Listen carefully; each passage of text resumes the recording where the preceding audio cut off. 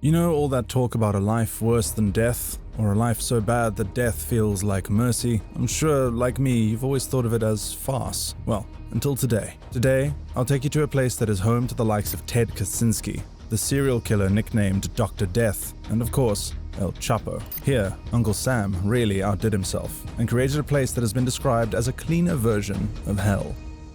El Chapo and El Chapo alone. After escaping from 2 Supermax prisons, El Chapo was extradited to the US and sentenced to life in prison at ADX Florence. ADX is not just the US's only federal Supermax prison, it's the home for prisoners that the US government wants to punish the most. And that's why the government doesn't say much about this place. ADX is located on a 37-acre complex, somewhere in between Denver and Colorado Springs. It's a place that many would argue shouldn't even exist, and that's why there have been lawsuits and other controversies about this prison. This is a prison not just to hold criminals, but also to break their mind and soul. Since it opened in 1994, ADX has had 6 wardens, and one of them is Robert Hood. I don't know what hell is, but I do know that the assumption would be for a free person, it would be pretty close to that. Hood was the warden of ADX from 2002 to 2005, and according to him, ADX is like the Harvard of the prison system. No one has ever seen what ADX looks like in operation, and the only material is this footage captured by one of the guards showing the moment Lawrence Claker, a prison gang member, was being taken to his cell. Inmates like El Chapo are kept in a special unit called Range 13. Range 13 is the Ultramax inside the Supermax. Here, you can say that the government has achieved the perfection of isolation. Inside this cell, it is El Chapo and El Chapo alone. And that's not just because he's in solitary confinement for 23 hours every day. El Chapo is stuck in a 7 by 12-foot cell that only allows about 2 paces across and 4 paces along. Every part of El Chapo's room is made of reinforced concrete. The drug lord's bed is just a concrete slab with a small rubber mattress and a thin blanket. And nothing is movable in the cell, as everything in it is built into the cell's infrastructure.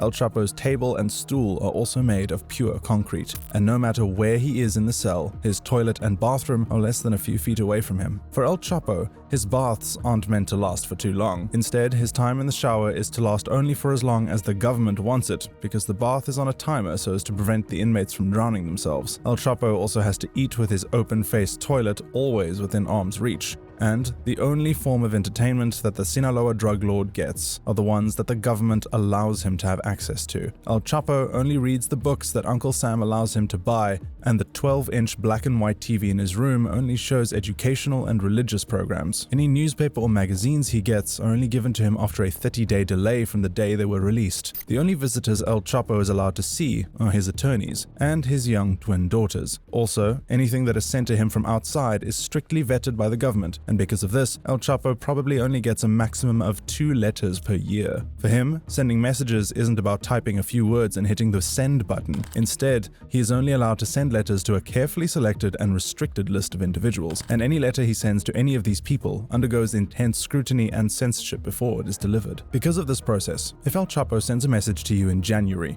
you will not get it until the next quarter of the year. It takes 3 months or more for his letters to be processed, and any letter he receives takes just as long to be delivered. Well, that's if the letter sent to him isn't outright rejected. El Chapo's present living condition is truly the opposite of the life he once lived. He's gone from being the man who's appeared on the front page of Forbes magazine as the 63rd most powerful man in the world and having a net worth of over $12 billion to living on a $48 per month commissary and in a cell probably smaller than some of his previous closets. The man whose nickname literally means short and fat is kept in his cell for 23 hours every day, and being in solitary for that long is enough to drive anyone insane. How ADX makes its prisoners snap.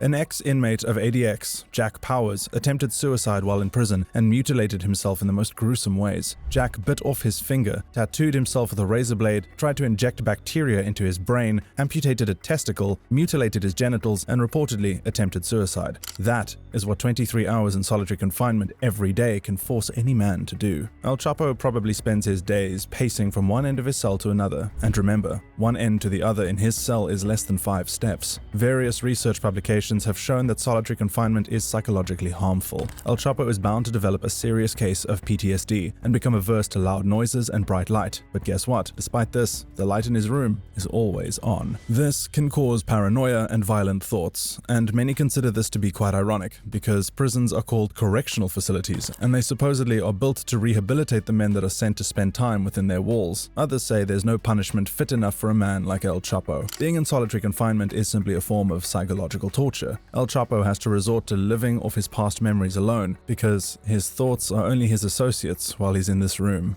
And after spending several years in ADX, the outside world has become a ghost to him. Nothing feels real anymore, and the only thing that does feel real are his thoughts. But after some time, even his thoughts will start to desert or betray him, as he won't be able to keep them for too long anymore. This is because solitary confinement causes short-term memory disorder, a condition in which a person cannot keep one train of thought for too long. Also, El Chapo's only form of human contact are the guards who bring him his food, men who are not allowed to talk to him and have been trained to ignore him. He and his fellow inmates can't communicate with each other because their rooms are soundproof. So El Chapo sees no one while in his room, talks to no one, so it's only right that his brain starts to play tricks on him. The only sound he hears whilst in his room are the voices in his head. And he's not the only inmate who hallucinates in ADX Florence. There have been several reports of various prisoners wailing, screaming, and banging on the doors of their cells. Some of these men end up mutilating themselves with razor blades, shards of glass, sharpened chicken bones, writing utensils, and many other objects they can lay their hands on. Some of them also swallow razor blades, nail clippers, and other dangerous objects. 8 inmates have also been suspected to commit suicide in ADX.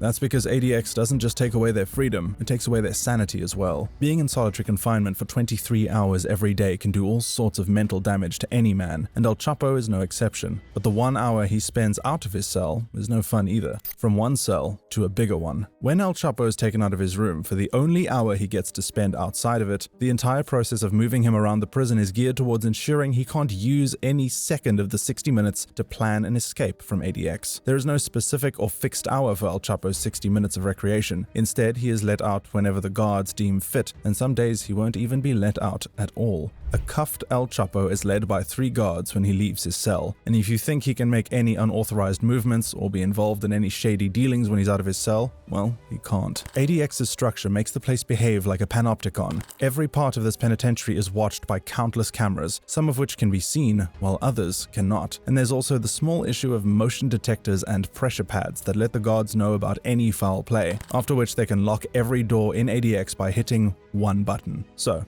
rather than plan an escape, El Chapo would instead spend the only time he sees the sun getting as much exercise as he can. However, there's only so much he can do as this caged-in area only allows him to take 10 steps in a straight line and 30 steps in a circle. You could say El Chapo's recreation area is just a bigger cell that looks like an empty pool. He is put in a concrete pit sunk into the ground, so he can't gather any information about his surroundings. And for his so-called exercise, he is only given a deflated soccer ball to play with. After El Chapo has exhausted his 60 minutes, all he sees on his way back to his cell are 12-foot-high walls equipped with razor wire fences. And before El Chapo is allowed to return to his cell, he is stripped down to his birthday suit to ensure he is not carrying any illegal substances. This search happens every time he has to leave his cell and when he returns, as it is standard procedure for him and his fellow Range 13 occupants. Only one man in Range 13 was never strip searched for a long time, and it's none other than Ramzi Yusuf, one of the masterminds behind the 1993 World Trade Center bombing.